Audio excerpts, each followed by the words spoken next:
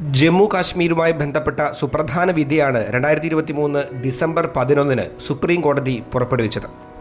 Indian ഭരണഘടനയിലെ article 370 പ്രകാരം ജമ്മു കാശ്മീരിനുണ്ടായിരുന്ന പ്രത്യേക പദവി മുൻപ് രാഷ്ട്രപതിയുടെ വിജ്ഞാപനത്തിലൂടെ റദ്ദാക്കിയിരുന്നു.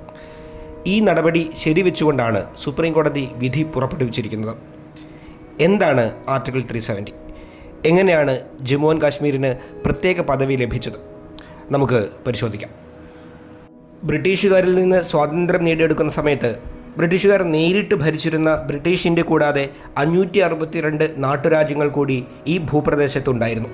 അവർക്ക് ഇന്ത്യയിലോ പാകിസ്ഥാനിലോ ചേരുന്നതിനോ അല്ലെങ്കിൽ സ്വതന്ത്ര രാഷ്ട്രമായി നിലനിൽക്കുന്നതിനോ ഉള്ള സ്വാതന്ത്ര്യമുണ്ടായിരുന്നു. ഇതിൽ ഭൂരിഭാഗം നാട്ടുരാജ്യങ്ങളും ഇന്ത്യൻ യൂണിയൻ്റെ ഭാഗമായി.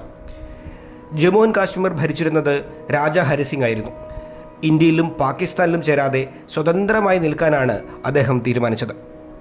എന്നാൽ അധികം വൈകാതെ രാജാ ഹരിസിംഗിന് വലിയ വെല്ലുവിളികൾ നേരിടേണ്ടി വന്നു. കാശ്മീരിലേക്ക് പാകിസ്ഥാനിൽ നിന്നുള്ള ഗോത്രവർഗ്ഗങ്ങൾ ഇരച്ചു കയറി. പാകിസ്ഥാൻ പട്ടാളത്തിൻ്റെ സഹായമില്ലാതെ ഇത്ര വലിയൊരു ആക്രമണം സാധ്യമല്ലെന്ന് വ്യക്തമായിരുന്നു. വളരെ വേഗം പാക് സംഘം വലിയ ഭൂപ്രദേശങ്ങൾ കൈയടക്കി മുന്നേറിക്കൊണ്ടിരുന്നു.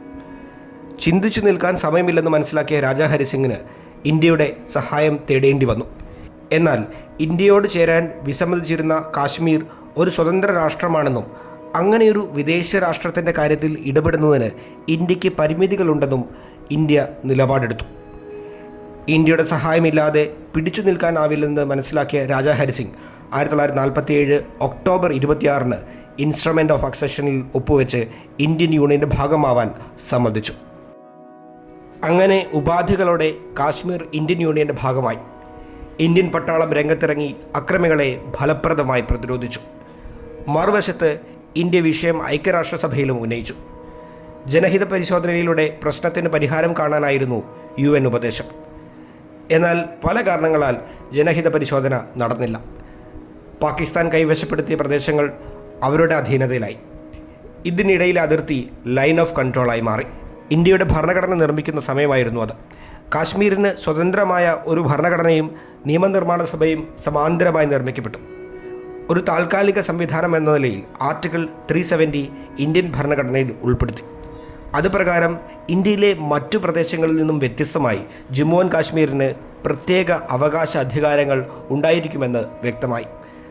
1954 രാഷ്ട്രപതിയുടെ ഉത്തരവിലൂടെ ഈ വിഷയത്തിൽ കുറച്ചുകൂടി വ്യക്തത കൈവന്നു. ആർട്ടിക്കിൾ 35A ഇന്ത്യൻ ഭരണഘടനയിൽ ഉൾപ്പെടുത്തി. കേന്ദ്ര സർക്കാരിന് നിയമം നിർമ്മിക്കാവുന്ന യൂണിയൻ ലിസ്റ്റിൽ 97 വിഷയങ്ങൾ പ്രതിപാദിച്ചിട്ടുണ്ട്. ഇതിൽ 3 മാത്രമേ ജമ്മു ആൻഡ് കാശ്മീരിന് ബാധകമായിരുന്നുള്ളൂ. പ്രതിരോധം, വാർത്താവിനിമയം, വിദേശകാര്യം എന്നിവയായിരുന്നു അവ. ജമ്മു ആൻഡ് കാശ്മീർ നിയമനിർമ്മാണ സഭയ്ക്ക് സ്വതന്ത്രമായി നിയമങ്ങൾ നിർമ്മിക്കാം. ഇന്ത്യൻ പാർലമെൻറ്റ് പാസ്സാക്കുന്ന നിയമങ്ങൾ ജമ്മു ആൻഡ് കാശ്മീരിൽ ബാധകമാവണമെങ്കിൽ അവിടുത്തെ നിയമസഭയുടെ അംഗീകാരം വേണ്ടിയിരുന്നു. ആർട്ടിക്കിൾ 35A പ്രകാരം ജമ്മു ആൻഡ് കാശ്മീരിലെ സ്ഥിരതാമസക്കാരല്ലാത്തവർക്ക് അവിടെ ഭൂമി വാങ്ങുന്നതിനും സർക്കാർ ജോലി നേടുന്നതിനുമൊക്കെ നിയന്ത്രണങ്ങളുണ്ടായിരുന്നു.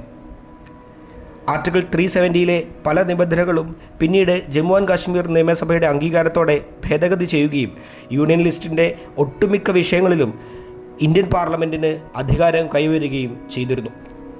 2019 അധികാരത്തിലുണ്ടായിരുന്ന PDP-BJP സഖ്യ സർക്കാരിൽ നിന്ന് BJP പിന്മാറിയതോടെയാണ് ഇപ്പോഴത്തെ സംഭവവികാസങ്ങൾ തുടങ്ങുന്നത്.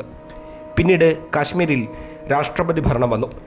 2019 ഓഗസ്റ്റ് 5 ഇന്ത്യയുടെ മറ്റു ഭാഗങ്ങളിൽ ബാധകമായ എല്ലാ നിയമങ്ങളും ജമ്മു ആൻഡ് കാശ്മീരിലും ബാധകമാണെന്ന് രാഷ്ട്രപതി വിജ്ഞാപനമിറക്കി. അതോടെ ആർട്ടിക്കിൾ 370 അസാധുവായി. ഇതിനെതിരെ കോടതിയിലെത്തിയ ഹർജികൾ തീർപ്പാക്കിക്കൊണ്ടാണ് സുപ്രീം കോടതിയുടെ ഇപ്പോഴത്തെ സുപ്രധാന വിധി. ജമ്മു ആൻഡ് കാശ്മീർ ഇന്ത്യയുടെ അവിഭാജ്യ ഘടകമാണെന്നും കാശ്മീരിൻ്റെ സംസ്ഥാന പദവി പുനഃസ്ഥാപിക്കണമെന്നും 2024 സെപ്റ്റംബറിനുള്ളിൽ തിരഞ്ഞെടുപ്പ് നടത്തണമെന്നും വിധിയിൽ വ്യക്തമാക്കുന്നു.